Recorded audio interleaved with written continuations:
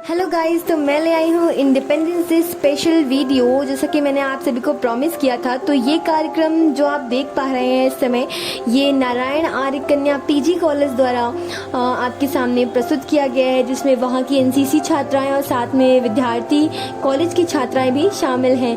और इसी के साथ मैंने ये वीडियो इसीलिए बनाया क्योंकि मैं आपको इस वीडियो के माध्यम से एक महान हस्ती से मिलवाना चाहती थी, जो उस दिन के कार्यक्रम में 15 अगस्त के कार्यक्रम में हमारे कार्यक्रम में एक चीफ गेस्ट के रूप में शामिल हुए थे। एंड क्योंकि उनकी पंक्तियां सुनकर मुझे ऐसा लगा कि उनकी पंक्तियों में बहुत कुछ ऐसा है जो लोगों को जानना चाहिए, सीखना चाहिए, इसीलिए मैं ये वीडियो आप सभी के साथ शेयर कर रही हूँ। मुझे उम्मीद है कि आप देखेंगे और उनकी पंक्तियों में बहुत कुछ सीखेंगे। एनसीसी की छात्राओं द्वारा बहुत सारे कार्यक्रम किए गए, डेकोरेशन, साथ में कुछ अलग प्रस्तुतियाँ भी की गई और मेरी माँ की मेरा देश इस कार्यक्रम को उन्होंने प्रस्तुत किया था, उसको दोबारा से दोहराया। और साथ में हमारी हिंदी की जो प्रोफेसर है उन्होंने भी बहुत ही भावपूर्ण अपना भाषण दिया। साथ में ये आगे हैं हमारे चीफ गेस्ट, जिनका मैं अपने वीडियो में जिक्र कर रही थी, तो इसे सुन लीजिए, फिर आगे की बातें हम बाद में करेंगे। मैंने विचार किए थे कि आपके सामने रखूंगा। और हाँ, एक और महत्वपूर्ण संबोधन छूट गया प्रशांति जी के लिए। माननीय प्राचार्य जी, जो कि इस पूरे के पूरे विद्यालय को बड़ी कुशलता के साथ संचालित कर रही हैं, उसको निर्देश दे रही हैं। और प्रिय प्रशांति जी, जो जब तक इस माइक पर संचालन करते रहे, पूरे के पूरे कार्यक्रम को जीवंतता दी। और मुझे ऐसा लगा कि उन्होंने बताया तमाम लोगों को कि व्यक्ति का सबसे प्रिय मित्र उसका अपना बच्चा होता है, उसके साथ खेला भी जा सकता है और उसे खेल खेल में जीवन की शिक्षाएं भी दी जा सकती हैं। मैं उन्हें बहुत साधुवाद देता हूँ। हाँ, एक जगह स्वाभाविक रूप से उम्र के कारण मेरा और तक कि अगर किसी बच्ची का कोई कार्य नहीं वो कर पाए तो उसके लिए उन्होंने क्षमा याचना भी की। मुझे ऐसा लगता है कि आप इतने छोटे हैं कि मैं भी अगर गलती कर दूंगा तो उसके लिए आपसे क्षमा नहीं मांगूंगा। और आपको तो आशीर्वाद मैं चाहता हूं कि सबसे पहले आप अपना अभिवादन, मैं 4 पंक्तियां पढ़ता हूं, डॉक्टर द्विवेदी के लिए करें, क्योंकि उन्होंने आपको बड़ी मुसीबत से बचा करके यहाँ सुरक्षित जगह पर बैठाला। इसे इस तरह से सोचिए। अभी मैं पढ़ लूं 4 पंक्तियां, तब तालियां बजाइएगा। कि वो जिसमें लौ है वो चमकेगा और चमकेगा, किसी दिए पे अंधेरा उछाल कर देखो। वो जिसमें लौ है वो चमकेगा और चमकेगा, किसी दिए पे अंधेरा उछाल कर देखो। और तुम्हारे दिल की चुभन भी जरूर कम होगी, किसी के पांव से कांटा निकाल कर देखो, किसी के पांव से कांटा निकाल कर देखो। तो जो बच्चे वहां पर खड़े हुए थे, अदृश्य रूप से डॉक्टर साहब ने इस बात को महसूस किया और एक सही व्यवस्था चाहिए। मुझे याद आता है कि एक व्यक्ति ने एक चोर को पकड़ करके प्रस्तुत किया न्यायालय में। चोर को घर के मालिक ने ही पकड़ा था, तो उसने कहा, न्यायाधीश ने चोर को, ये तो बड़ा शातिर चोर है, इसे आपने कैसे पकड़ लिया? तो पता चला कि जिस वक्त वो चोरी कर रहा था, उस वक्त अचानक माइक पर, टीवी पर राष्ट्रगान बजने लगा और वो चोर सावधान मुद्रा में खड़ा हुआ और उसकी उस सावधान मुद्रा में मकान मालिक ने उस चोर को पकड़ करके बांध लिया।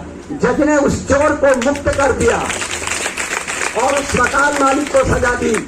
चोर को इसलिए मुक्त किया कि ये तुम्हारी गलती पहली हम मानते हैं, कभी किसी के घर में चोरी करने मत घुसना।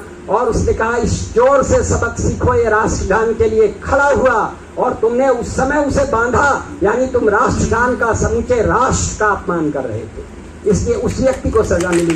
ध्यान रखिए इस बात को दिमाग में रखिएगा। तू घर परिंदा है तो आसमान तेरा है, और तू कोई भी हो मगर हो खड़ा सलीके से। ये फिल्मी गीत नहीं, राष्ट्रगान तेरा है। ये फिल्मी गीत नहीं, राष्ट्रगान तेरा है। और मेरे का सफर खत्म हुआ, जिंदगी उठने लगी गीत सुबह के गाती। क्या हुआ था आजादी के दिन? कट गई रात, अंधेरे का सफर खत्म हुआ, जिंदगी उठने लगी गीत सुबह के गाती। सोन परियों सी किरण ने कोई पूरब से बाह फैलाए पहाड़ों पे उतरती आती। दुख गए गम गए जंजीर गुलामी की कटी, अब है आजाद वतन रंग भरा मौसम है। फिर हिमालय ने सजाई है सुनहरी पगड़ी, उड़ रहा लाल किले पर की अपना परचम है, उड़ रहा लाल किले पर की अपना परचम है। ये गीत का आधा हिस्सा था जिसपे आपने तालियां बजाई। अब आधा हिस्सा आपको समर्पित है। आपकी तरफ से, अपनी तरफ से मैं ईश्वर से प्रार्थना करता हूं और आपको निर्देश देता हूं कि ये हंसते खेत रहें, मुस्काते बाग रहें, ये ताने रहें झूमती मेघमलारों की, ये सुबह रचाए रहे महावर इसी तरह, हर रात सजे यूं ही बारात सितारों की। ऐसे ही घट छलकें, ऐसे ही रस ढुलकें, ऐसे ही बिरहा बोल सुनाए सांवरिया, ऐसे ही ईद मने होली पे रंग उड़े, ऐसे ही खिले फले हरियाए हर बलिया। तो आज शपथ है तुम्हें कलम की स्याही की। इन 4 पंक्तियों को सुनना ध्यान से। तुम जो बीए में एमए में पढ़ रही हो, तुम जो एक यूनिफॉर्म में विद्यालय आती हो, तुम जो एनसीसी के नियमों का पालन करती हो, और तुम जो हमारे निर्देशों को ध्यान से सुनती हो, तुमसे अपेक्षा है, तो आज शपथ है तुम्हें कलम की स्याही की।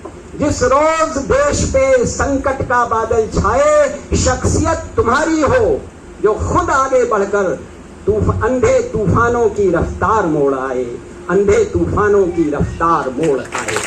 ये भावना है जो मैं तुमसे अपेक्षा करता हूं।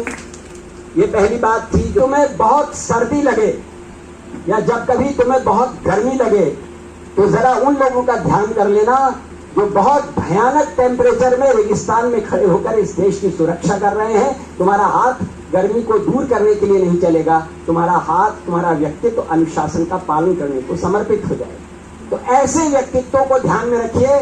शहीद के बारे में आपने कविता सुनी, शहीद के बारे में 4 पंक्तियां सुनिए कि जब शहीद की चिता जली थी, सारा गांव वहीं था, सीने पर थे घाव, पीठ पे कोई घाव नहीं था।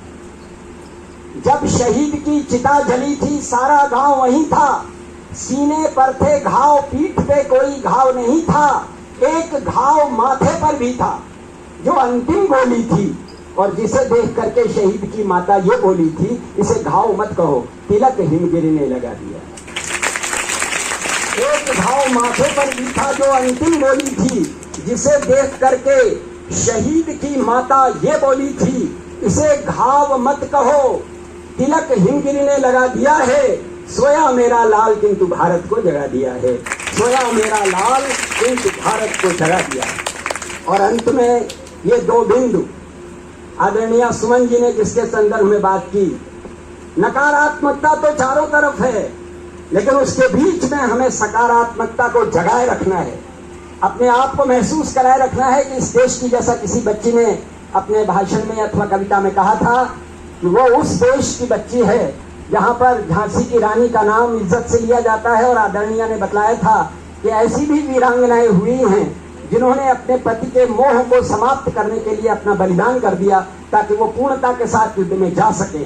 तो मैं आप लोगों से कहता हूं, उसूलों पे अगर आंच आए, टकराना जरूरी है। इसको ध्यान रखिएगा, ये उसूल है, हमें पढ़ना है, हमें आगे बढ़ना है इस देश के लिए।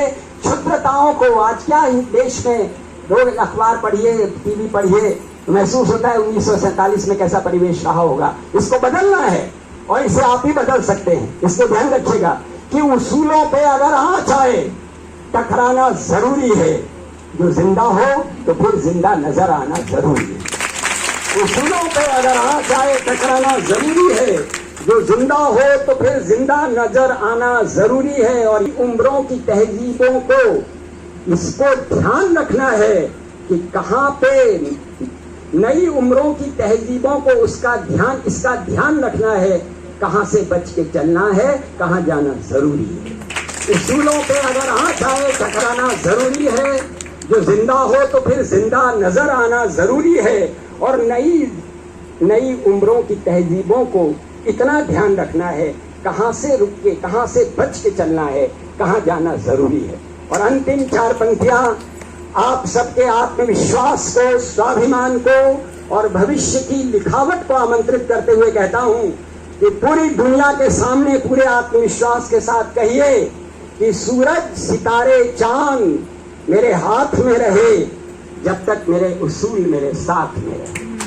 सूरज, सितारे, चांद मेरे हाथ में रहे जब तक मेरे उसूल मेरे साथ में रहे। और अपने लिए सोचना, शाखों से टूट जाएं, सारी की सारी दुनिया को चुनौती दे दो, NAKP डिग्री कॉलेज की बच्चियों, शाखों से टूट जाएं, शाखों से टूट जाएं हम वो पत्तियां नहीं, आंधी से जरा कह दो कि औकात में। तो मुझे लगता है कि आपने ध्यान से उनकी कविता की हर एक पंक्ति को सुना होगा। और साथ ही में आप एक छोटा सा कार्यक्रम देख पा रहे हैं। ये जो छात्राएं हैं, ये आपके सामने छोटी सी प्रस्तुति लेकर आई हैं। ये भी हमारी ही विद्यालय की छात्राएं हैं। और साथ में आप अब तक जान ही गए होंगे कि क्यों सब ये कह रहे थे कि उनकी वाणी में जादू है और वो अपने जादू यहाँ हमारे साथ मिलकर बिखेरे और हमें भी कुछ सिखाएं, क्योंकि उनके पास बहुत कुछ है। उनकी उम्र उनके एक्सपीरियंस को बताती है कि उनका एक्सपीरियंस कितना लंबा रहा अपने कार्य क्षेत्र में। और साथ ही में उनकी बोली हर बात में आपको ये दिखाई देगा कि उनका एक्सपीरियंस और साथ में उनके किए गए काम कितने ही प्रभावशाली रहे होंगे। उन्होंने हमें बहुत ही अच्छा ज्ञान दिया, बहुत ही अच्छी लीड दी और आगे हमारे फ्यूचर को और पास्ट को अच्छा करने के लिए भी उन्होंने कई सारी बातें हमें बताई हैं। अगर हम उनके बताए रास्ते पर चलते हैं तो हम ज़रूर सफल होंगे। तो आज के लिए इतना ही and thank you for watching. Bye bye and like and subscribe करना मत भूलिएगा एंड फॉलो फॉर मोर।